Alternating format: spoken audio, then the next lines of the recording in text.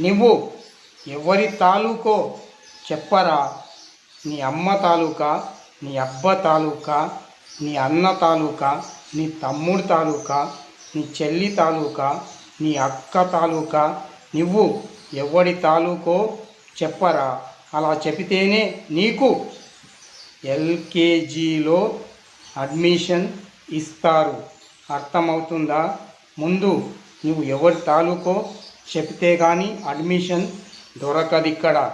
నువ్వు ఎంబీబీఎస్ పూర్తి చేశాక కూడా ఇక్కడ కార్పొరేట్ హాస్పిటల్ ఓపెన్ చేయాలన్నా కూడా నువ్వు ఎవడి తాలూకో చెప్పి తీరాల్సిందే. ఆంధ్ర కింగ్ తాలూకా, తెలంగాణ కింగ్ తాలూకా, ఎవడి తాలూకో చెబితే కానీ నువ్వు ఇక్కడ హాస్పిటల్ ఓపెన్ చేయలేవు. ముందు చెప్పు, ఆ తర్వాతే హాస్పిటల్ ఓపెన్